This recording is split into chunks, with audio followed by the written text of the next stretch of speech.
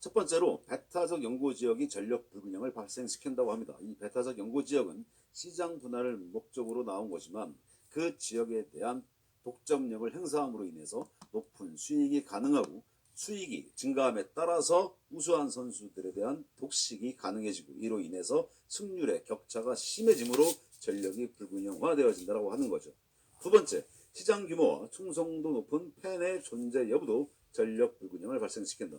예컨대 굉장히 연고지가 커서 거기에 있는 인구수라던가 그 지역 내 총생산이 큼으로 인해 가지고 관중 수요가 증가하고 그것으로 인해서 재정 규모가 더 증가할 수 있기 때문에 역시 마찬가지로 우수한 선수에 대한 영입에 대한 어떤 독점력을 행사할 수가 있게 되어지는 거죠.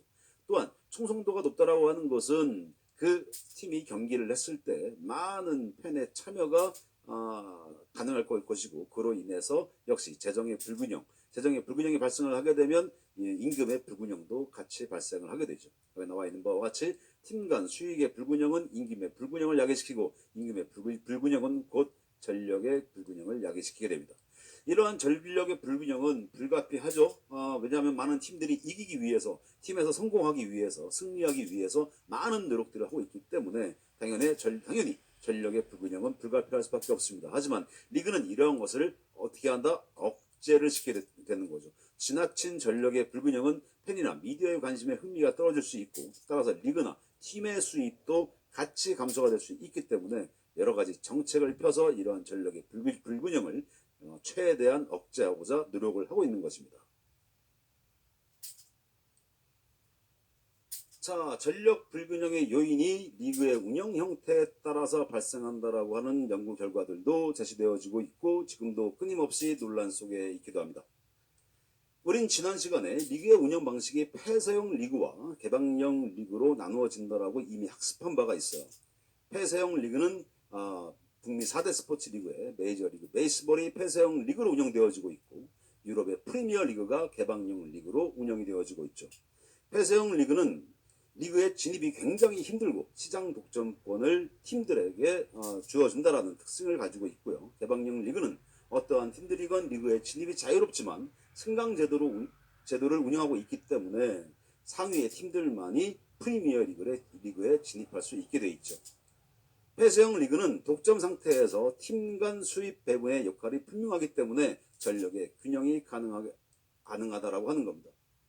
이게 무슨 얘기라고 한다면 연고도시의 규모가 커서 재정 규모가 상대적으로 크다 할지라도 일정 수익을 공동으로 모아서 그리고 모든 팀들한테 배분되어진다. 따라서 재정 규모가 작은 팀들이 스타 선수를 영입할 수 있도록 재능 있는 우수한 선수를 영입할 수 있는 자금을 지원해 줌으로 인해 가지고 전력이 평준화를 달성할 수 있다라고 하는 거죠.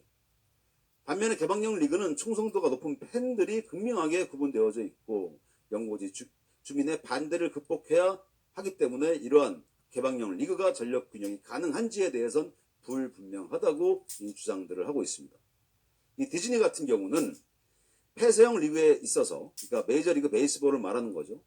드래프트 제도, 지명권 제도, 그리고 연봉 상한제, 수익 분배 제도 등이 있어가지고 이러한 것들이 전력을 더 평준하게 하고 있기 때문에 전력의 균형은 강화되어지고 있다. 하지만 개방형 리그는 이러한 것이 존재하지 않기 때문에 부유한 구단이 존재할 수가 있게 되고 즉 재정 불균형이 발생되어지는 거죠. 이로 인한 연봉 불균형이 우수한 선수를 독식할 수 있게 만들게 되는 것이고 따라서 경기의 성적이 서로 간의 격차가 증가함으로 인해 가지고 전력은 어떻게 된다? 점점 더 불균형화되어진다라고 주장을 했어요. 2004년도에 미치와 오튼 같은 경우는 유럽의 프리미어 리그의 방송 중계 수입이 도리어 더 증가되어졌지만 상위 5개 팀에 집중되어져 있다. 즉 수도 없이 많은 팀들 중에서 상위 5개 팀의 방송 중계 수입만이 증가가 되어졌고 전력이 불균형이 이로 인해서 초래되어졌으며 시간의 지남에 따라서 전체 방송 중계 수입도 감소가 되어졌다라고 주장을 했어요. 2002년도에 놀 같은 경우는 폐쇄형 리그가 전력 균형을 더 강화하진 않더라. 즉 폐쇄형 리그가 개방형 리그에 비해서 전력 균형이 더 강화되어 그러니까 전력 평준화가 더 잘 달성되어져 있지 않다라고 주장들을 하고 있습니다. 따라서 전력 평준화에 대해서는 리그의 운영 형태에 따른 전력 평준화에 대해서는 지금도 학자들마다 연구자들마다 논란이 계속되어지고 있어요. 스포츠 리그를 운영하는 커미셔너들은 전력 평준화를 어떤 정책적인 목표로 삼고 있습니다. 왜냐하면 그 리그의 전력 평준화가 깨지게 되면 리그의 인기는 그만큼 감소하게 되고 팬 수요도 감소함으로 인해서 리그의 수익과 팀의 수익이 감소할 수 있기 때문에 그러하죠. 리그의 인기는 굉장히 중요하죠. 단순히 관중 수익, 입장 수익뿐만이 아니라 방송권료 수익이나 스폰서 수익, 사업 수익, 광고 수익에도 다양하게 영향을 미치기 때문에 그 리그가 성공하기 위해선 전력 평준화를 달성해야만 하는 거죠. 하지만 팀들은 승리 극대화를 위해서, 승리하기 위해서 많은 노력을 기울임으로 인해 가지고 전력 평준화의 달성은 그렇게 녹록지는 않습니다. 따라서 다양한 제도를 펴고 있어요. 그 제도에 대해서 하나씩 살펴보도록 할게요. 보류조항 제도는 구단에 입단한 선수가 일정 기간 동안 그 구단에 묶여 있어야 되는 그 선수에 대한 모든 권리를 구단이 가지고 있게 되는 것입니다. 물론 노조의 반발도 상당히 심하겠죠. 하지만 재정 규모가 큰 그런 팀들이 우수한 선수들을 다 독식하는 것을 막기 위해서 이러한 제도를 펴고 있는 거예요. 최소한 6년, 우리나라 같은 경우는 8년 내지 9년 동안 그 선수에 대해서 독점적인 권리를 가지게 되죠. 이로 인해서 연봉 상승이 억제되어지는 것을 막을 수가 있습니다. 만약에 보류 조항이 존재하지 않는다고 한다면 재정 능력이 큰 구단들이 그 선수를 영입하기 위해서 다양한 경쟁을 펼치게 되고 그 경쟁으로 인해서 연봉이 상승되어지겠죠. 하지만 그 구단에 묶여 있어야 하는 그 선수의 연봉은 그 구단이 정하는 것이기 때문에 일정 부분 연봉 상승을 일정 부분이 아니라 상당 부분 억제할 수 있습니다. 따라서 전력 평준화를 유지하기 위해서 우리는 그 보류 조항 제도를 사용하고 있죠. 그러나 이러한 보류 조항이 실제로 그만큼 효과를 보지 않는다라고 이 덴머트 같은 경우는 주장을 하고 있어요. 보류 조항이 존재하지 않는다면 선수는 자신의 이익을 위해 이동을 하게 될 것이고, 보류 조항이 존재한다면 구단의 이득이 있을 때 선수가 이동되어진다고 합니다. 현금 트레이드가 존재를 하죠. 선수를 주는 대신에 상당한 돈을 상대 구단으로부터 받아내게 되는 거죠. 따라서 이러한 자유로운 이동 제한으로 인해서 선수의 배분에 비효율적이다. 단기적으로는 괜찮지만 장기적으로 봤을 때는 비효율적이고 구단의 수입 증대에도 도움을 주지 않는다는 게 덴머트의 주장이지만, 일반적인 주장들은 보류 조항으로 인해서 실제로 우수한 선수를 소수의 팀이 독식하는 것을 상당한 부분 막아주고 있다라고 하는 게 일반적인 그 주장들이에요. 우리나라 같은 경우도 선수 이 보류 조항을 통해서 상당 부분 전력이 평준화되어지고 있는 것으로 나타나고 있습니다. 그 다음으로 자유계약 선수 제도가 있어요. 자유계약 선수 제도 역시 전력 평준화를 위한 조치에 해당되어집니다. 일정 기간 동안 보류 조항에 의해서 그 구단에 묶여있던 선수들이 그 기간이 지난 다음에 자유계약 선수로 풀림으로 인해서 다른 팀으로 이적할 수가 있는 거죠. 그 기간 동안은 팀이 그 선수에 대한 독점적인 권리를 가지고 있기 때문에 그 선수에 대한 연봉의 상승을 상당 부분 억제할 수 있습니다. 이 선수가 예컨대 자유계약 선수 시장에 풀리게 되면 10억 이상을 받을 수 있는 선수라고 하지만 이 선수에 대한 권리를 그 팀이 다 가지고 있기 때문에 예컨대 2억이나 3억 이내에서 제한을 시켜버릴 수 있게 되는 거죠.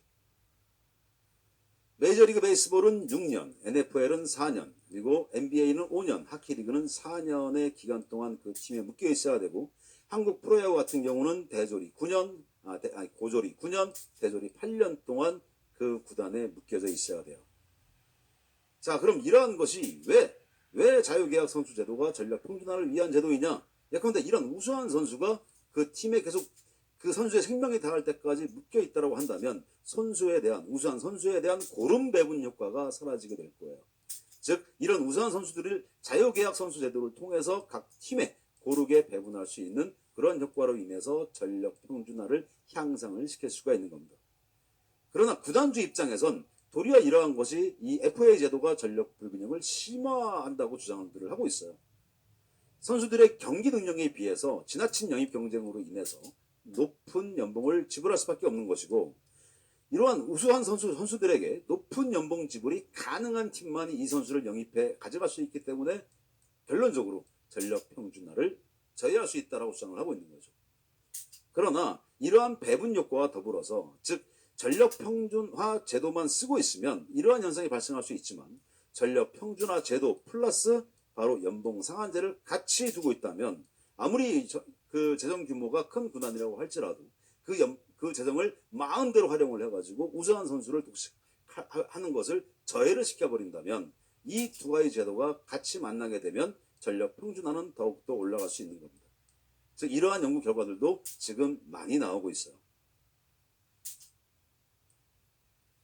자, 전력의 불균형이 도대체 궁극적으로 뭐에 의해서 발생되어지느냐? 바로 재정 불균형에 의해서 발생되어진다라고 이야기할 수 있어요. 즉 재정의 격차가 심해지게 되면 선수들에 대한 투자인 연봉의 격차가 심해지게 될 것이고 연봉을 많이 투자하는 그 팀들이 더 많은 승리를 가져갈 것이므로 승률의 격차를 발생을 시켜버려서 전력을 불균형하게 만들어버리는 거죠. 다시 승률이 높아지게 되면 이것으로 인해서 그 팀의 인기도는 더 상승하게 되고 관중 수요가 증가됨으로 인해서 이익은 더 올라가게 될 거예요. 즉 재정에 대한 수익이 더 증가하게 되는 거죠. 그러므로 인해서 재정의 격차는 더 벌어지게 되는 겁니다. 다시 재정의 격차는 연봉의 격차로 승률의 격차로 이루어지게 되고 다시 그것이 재정의 격차가 발생을 하게끔 만들어버리기 때문에 악순환이 지속되어지는 거죠. 이러한 것이기 때문에 이 연봉의 상한액을 직접적으로 제한하는 그 제도가 바로 셀러리 캡이에요. 이전에 이야기한 바와 같이 셀러리 캡에는 하드 캡이 있고 소프트 캡이 있다고 이야기한 바가 있어요. 하드 캡은 아예 그 상한액을 넘지 못하게 만들어버리게 되는 것이고 소프트 캡은 그 상한액을 넘어서게 되면 넘어선 만큼에 대해서 제재금을 가하게 되는 겁니다. 그것을 우리가 럭셔리 텍스라고 이야기하기도 하고 컴페티티브 밸런스 텍스라고 이야기하기도 해요. 메이저리그 베이스볼에서는 럭셔리 텍스라고 표현을 하고 있습니다. 그래서 첫 번째 위반에 대해서는 20%, 두 번째 위반에 대해서는 30%, 세 번째 위반에 대해서는 50%의 럭셔리 텍스를 부과를 하게 되죠. 우리나라가 시행하는 이 셀러리 캡은 한국 프로야구가 시행하는 셀러리 캡은 2023년도서부터 시행을 하게 되고 첫 번째 위반에 대해서는 50%, 두 번째 위반에 대해서는 100%, 세 번째 위반에 대해서는 150%를 부과를 하니 메이저리그 베이스볼보다 훨씬 더 강화되어진 조치라고 볼 수가 있습니다. 자, 그럼 구단의 입장에서 한번 놓고 볼게요. 뉴욕 양키즈가 가장 많은 연봉을 투자하고 있고 가장 많은 럭셔리 텍스를 리그 사무국에 부과하고 있어요. 그러면 이렇게 들어온 럭셔리 텍스는 그럼 무엇을 위해서 사용되어지느냐? 바로 다시 구단들한테 재분배되어지는 효과를 가지고 있습니다. 근데 뉴욕 양키즈 입장에서 예컨대 내가 1달러를 초과했어요. 1달러를 초과를 하고 그 다음에 거기에 대한 제재금을 세 번째 위반이라서 0.5달러, 50%니까 0.5달러를 받게 됐다면 토탈 들어간 비용은 1.5달러에 해당이 되어지게 되겠죠.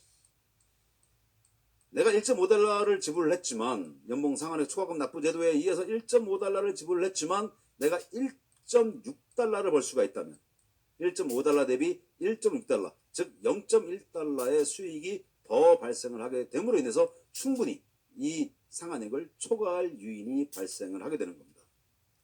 그러므로 인해 가지고 몇몇 개 팀들이 지속적으로 연봉 상한액을 초과하는 그런 그 일들이 많이 발생을 하고 있고 거기에 대한 제재금도 많이 발생이 되어지고 있어요.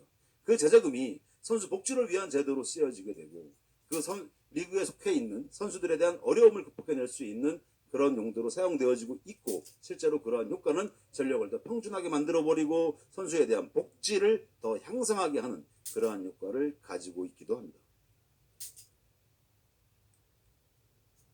전력 평준화 향상을 위해서 가장 강력한 효과를 가지고 있는 것 중에 하나가 이 드래프트 제도, 지명권 제도예요.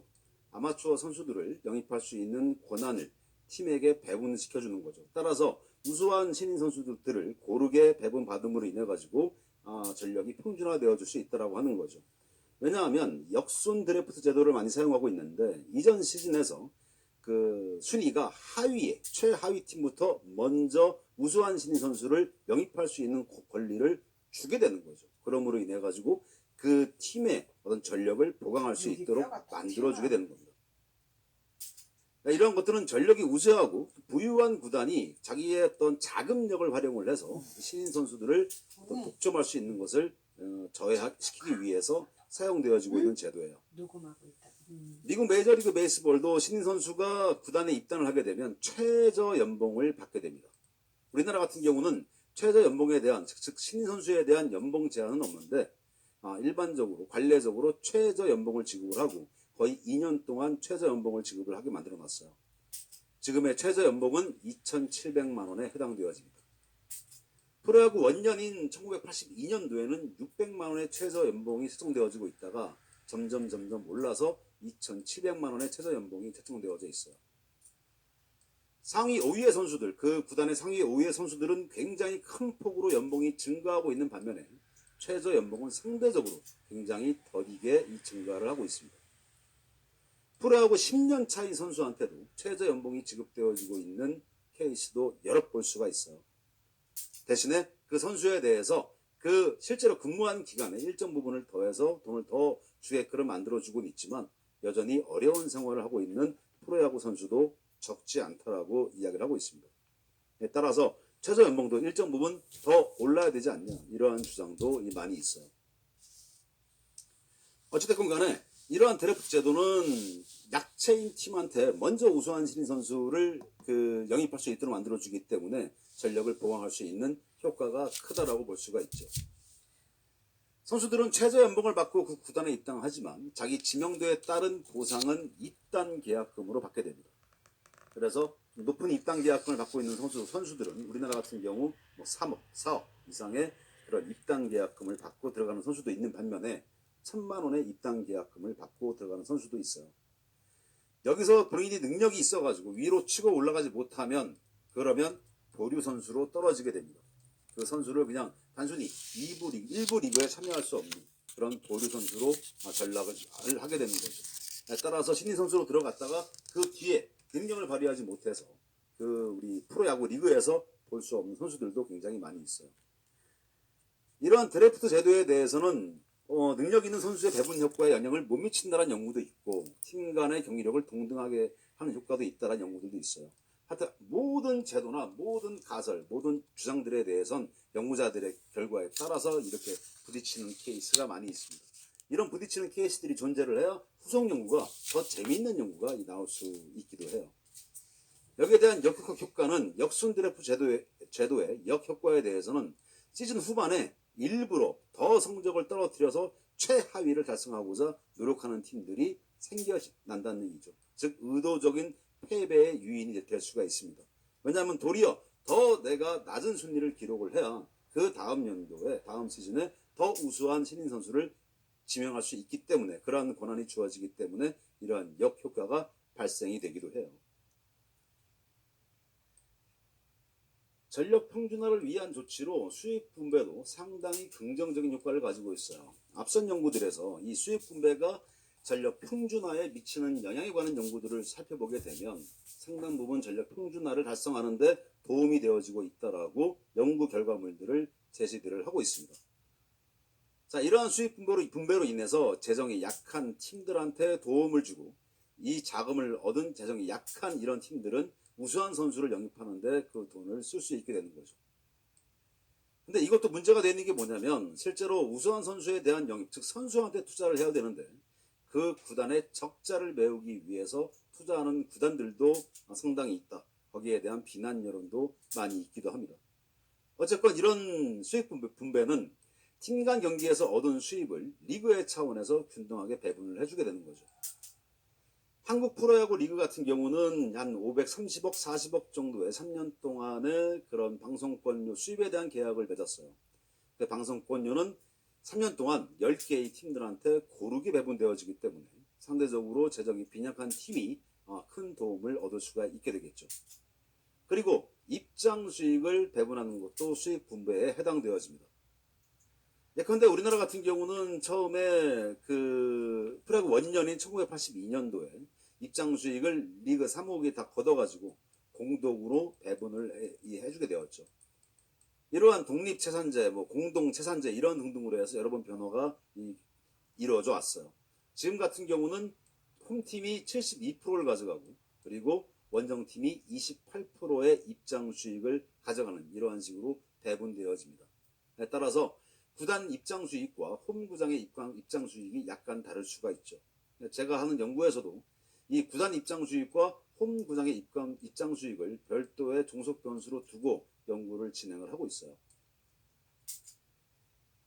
자, 결과적으로 수입이 많은 구단이 한테는 이것이 하나의 벌칙에 해당되어지고, 수입이 적은 구단한테는 보상이 되어짐으로 인해서 구단의 투자 의욕을 감소시킬 수 있다. 이것을 바로 이제 역효과로 주장하는 학자들이 존재를 하는 거죠. 이것으로 인해서 전력 평준화가 아닌 도리어 전력의 하향 평준화가 발생되어질 수 있다라고 주장을 하고 있어요. 그러나 이것은 소수의 의견이고, 대다수의 의견은 수입 분배가 전력 평준화 향상을 위해서 상당한 도움이 되어지고 있다는 게 대다수의 의견들입니다. 마지막으로 전력 평준화를 위한 조치에 럭셔리 텍스가 있습니다. 우리나라 말로 지역하자면 사치세에 해당되어지겠죠. 근데 우리가 생각하고 있는 사치세와 메이저리그 베이스볼이 이야기하고 있는 사치세는 엄연히 다른 개념이에요.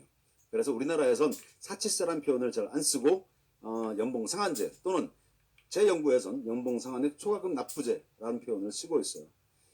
나도 처음에는 이걸 사치세라고 표현을 해서 사치세의 도입이 필요하다라고 그런 그 연구 결과물을 통해서 주장을 하기도 했지만 사치세의 개념은 잘 맞지 않는 것 같습니다. 여러분 이야기한 바와 같이 연봉 상한액 초과금 납부 제도는 연봉 상한액을 정해놓고 거기에 대해서 초과한 금액에 대해서 일정 비율만큼 제재금을 가하는 방식에 해당되어지죠. 뉴욕 양키스가 가장 지금까지 많은 이런 럭셔리 텍스를 리그 사무국에 납부해 왔어요. 얘네들 입장에서 이런 거예요. 즉 연봉이 내가 많이 투자하는 만큼 그만큼 승률의 상승은 존재하지 않는다 하더라도 입장 수익이나 광고 수익, 사업 수익, 방송 수익의 이 상승이 증가가 존재한다. 즉 내가 1.5달러를 투입해서 1.6달러를 벌 수 있기 때문에 충분한 그런 초과 유인이 발생되어질 수 있는 거죠. 자, 중소도시의 가난한 구단의 재정에 대한 기여가 전력 평준화를 가능했다라고 하는, 즉 좋은 효과를 가지고 있다, 긍정적인 효과를 가지고 있다라는 게 정설이고요. 그리고 도리어 부유한 구단의 투자 의욕을 저해함으로 인해서 이것이 이제 역효과에 또 해당되어지게 되겠죠. 결국은 그래요. 그 시장에 대한 독점력을 인정해주고 있기 때문에 그 연구도시의 규모가 큰 팀이 아무래도 재정 수익이 클 수밖에 없어요. 우리나라 같은 경우도 연구도시의 규모가 큰 쪽이 입장 수익이나 여러 가지 수익이 상승하는 거 마찬가지입니다. 왜냐하면 사람들이 많이 살기 때문에 경기장을 찾는 관중들도 그만큼 많을 수밖에 없죠. 하지만 우리나라 프로야구는 미국 메이저리그 베이스볼과는 다른 특성을 가지고 있어요. 모기업, 즉 지배기업, 프로야구 팀들의 지배기업이 존재를 한다는 얘기죠. 그리고 그 지배기업이 마케팅의 수단으로서 프로야구 팀을 활용하고 있다고 하는 겁니다. 자, 실제로 우리나라 프로야구 팀은 승리 극대화를 추구할 것인가, 이익 극대화를 추구할 것인가를 연구를 해보면 전반적으로, 평균적으로, 뭐 그렇지 않은 팀들도 존재하고 있겠지만 평균적으로 이익 극대화를 추구하고 있더라. 그러면 이 프로야구 팀을 보유하고 있는 그 지배기업들은 왜 이 프로야구 팀을 보유를 하고 있을까? 이익 극대화, 즉 관중 수의 증가를 통해서 이익을 극대화시키고 팀의 인기도를 끌어올림으로 인해서 광고 효과를 최대화하기 위해서 보유하고 있다라고 볼 수가 있을 것 같아요. 자, 우리나라 입장에서는 이것 말고 한 가지 전력 평준화 제도를 위한 것이 한 가지가 더 존재하죠. 그것이 바로 외국인 선수 제도예요. 즉 외국인 이 선수 제도는 국내 선수보다 더 뛰어난 기량을 갖춘 외국인 선수들이 각 팀에 고르게, 지금 3명씩 인정해주고 있죠. 각 팀에 고르게 배분함으로 인해서 전력을 좀 더 상향 평준화하자라고 하는 것이 바로 외국인 선수 제도에 해당되어집니다. 우리나라가 사용하고 있는 이런 자유계약 선수 제도, 외국인 선수 제도, 그리고 지명권 제도, 이러한 것들을 실제로 이러한 것들이 효과를 제대로 볼 수 있을까 연구를 해보면 상당 부분이 다 효과를 보고 있어요. 근데 실제로 그렇지 못한 부분이 뭐가 있냐면 외국인 선수 제도와 그리고 자유계약 선수 제도는 유의미한 결과를 지금 내놓지 못하고 있습니다. 왜냐하면 연봉 상한제가 같이 붙어 있어야 외국인 선수 같은 경우도 영입 경쟁으로 인해서 불필요하게 많은 비용을 들일 필요가 없는 것인데, 연봉 상한액 제도가 도입이 되어진다면 그런 경쟁의 정도를 약화시킬 수 있기 때문에 같이 붙어 있어야, 즉 외국인 선수 제도와 자유계약 선수 제도는 연봉 상한액 제도와 같이 있어야지만이 그 효과를 제대로 볼 수 있다라고 하는 것이 제 의견이에요. 그리고 여러 연구자들의 의견이기도 합니다. 자, 두 번째 시간은 여기까지 하는 것으로 하고, 커피 한 잔 마시고 3차 시에 다시 만납시다.